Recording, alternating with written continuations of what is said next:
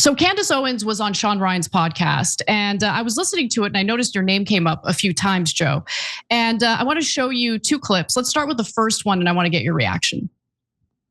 Something happened to Trump, right? But something happened to all of them. Yeah. Well, every single one of them. Who? Who else? Except Joe Kent.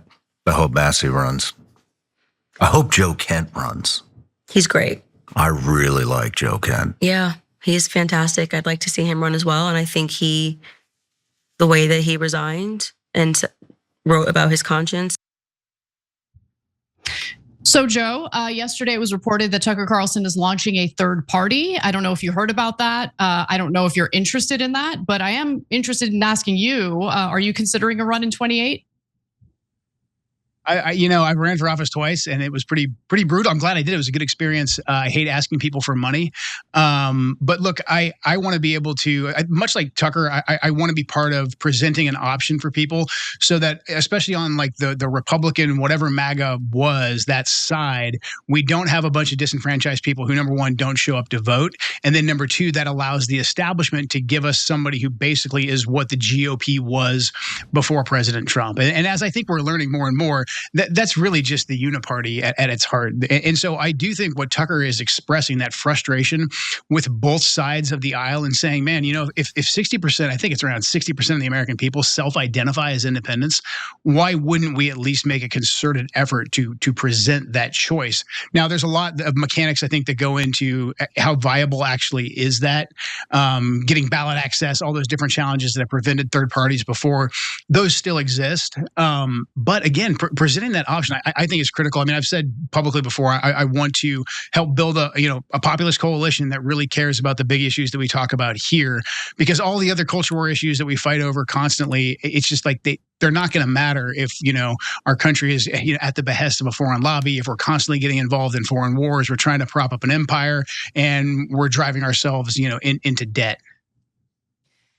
Yeah, I mean, I agree with you. I do have to ask you a follow-up, though. Wouldn't you argue that Trump's administration today seems a lot like the neoconservative Republican establishment prior to his first term? It pains me to agree with you. Yes. I mean, again, if you look at all the data, we've had 18 months plus, of Trump being back in power. And it's really hard to say that we've gotten anything else but, wars in the Middle East and all these different betrayals on things that he said that he was going to fix. And we believed in good faith that he was going to fix. So yeah, I think the neocon establishment is back with a vengeance. Absolutely. All right, one more clip. Let's take a look. I'd like to see him run as well. And I think the way that he resigned and wrote about his conscience, and also the nastiness that Trump threw at him about his wife, I was just absolutely shocked. Nothing makes my skin crawl more than a piece of ever served the country, talking a guy who served the country, whose wife was assassinated by Al-Qaeda with one of my really good friends, Scotty Wirtz. I'm glad he did it. Because I think servicemen and women needed to see that, because that is the perspective that Israel holds of the men that serve. I believe that. I believe that it is, you are toy soldiers, and we're slaves. Yeah, you're slaves. We're slaves. Yeah. We're all slaves. Mm-hmm. I've had a real awakening about that. We have to be tax mules sending our money to Israel. And our sons and daughters to die for them. Yep. And people should not serve. I can't tell you how much that exchange was cathartic for me, but I'm curious what your thoughts are.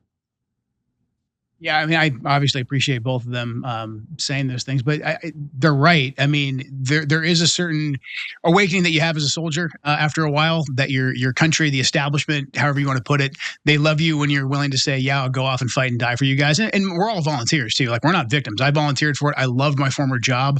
Even when I was disillusioned with why we were over there, I felt an obligation to the men and women on my left and right, love my profession. However, the second that you say, I don't agree with this, and actually I was there on the ground and I know exactly why we were doing what we were doing and it's wrong, then they hate you, and they really hate you, and they try to destroy you, because the thing that they fear the most, and this is hopefully speaking to a bunch of veterans in your audience, the thing they fear the most is those of us who've seen inside and understand how these levers of power work, who understand how the intelligence community works, how the Department of War works.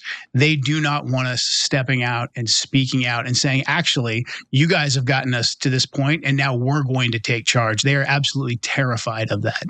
Yeah, so Joe, that leads me to my last question, and it's an impossible one, so good luck, which is, how does this movie end? Because it doesn't look like the establishment is gonna give an inch. So as we see plainly with our own eyes, they said Gaza was for self-defense, but now they've taken 70% of Gaza and they're bragging about it every day. They pretended southern Lebanon's for defense, and the media goes along with it, our government goes along with it. No, they're stealing that land. We all have eyes and ears. They keep insulting our intelligence and they treat us like morons. And oh yeah. The guys that are putting the 2 million Gazans into a concentration camp are the good guys, and the guys inside the concentration camp are the bad guys, the terrorists, the savages, etc. So like they're not gonna change. Everyone in media is disgustingly corrupt on behalf of Israel. 94% of Congress works for Israel. They're talking about merging our military technology, insanity. Tom Cotton's talking about, hey, why don't we merge, at least formally, the CIA and Mossad, which I think are already partly merged, if you ask me. And we don't want to give an inch. None of us are going to go back to sleep. We're not going to go, oh, okay, well, what are we going to do? I guess we're ruled by Israel, and we're going to have to go and die for them, and work a second shift for them, and pay more taxes for them. And we're okay with subjugation.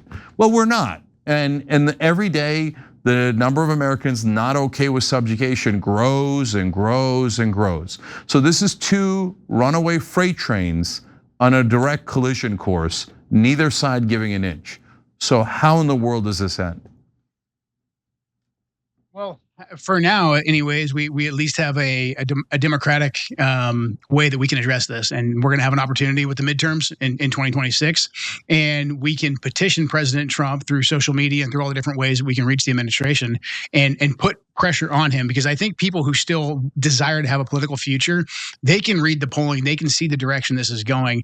They can see that, even though Miriam Adelson and all her supporters have a lot of money, they don't have all the money, and the tides are changing. The only thing I fear is that something happens dramatically in the war that escalates it into a situation where things get much worse, where we take a lot more casualties. I don't want to take one more casualty, but a situation where we get involved in a ground war, et cetera. I'm worried about that, because a big problem that I think we have right now with leaders in Washington, D.C. is they believe they can control everything. And so they're like, well, it's okay right now. We're just doing tit for tat strikes. And because so few of them, I think, have experienced combat, they don't realize how unpredictable it is. So that does have me very, very concerned.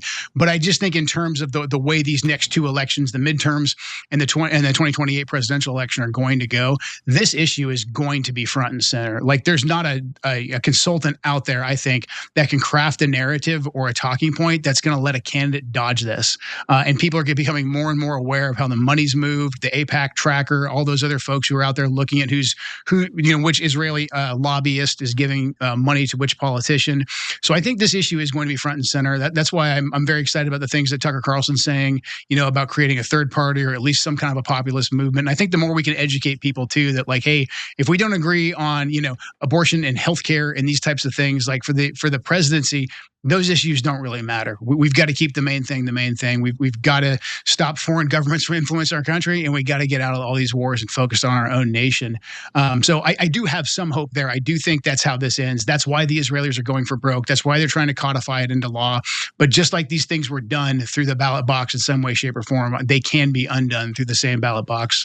Yeah, I share the same hope you do, that it's electoral, it's peaceful, democratic, and that's what's great about America. That's what we want. I'm proud of the left that has woken up and throwing out the bum incumbents. So they panicked about the revolution that happened in New York and now Colorado.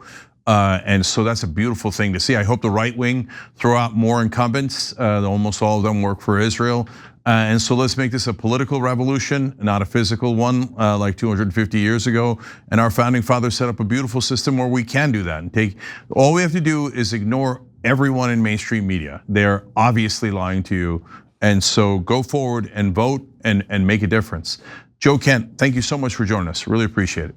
Every time you ring the bell below, an angel gets his wings. Totally not true, but it does keep you updated on our live shows.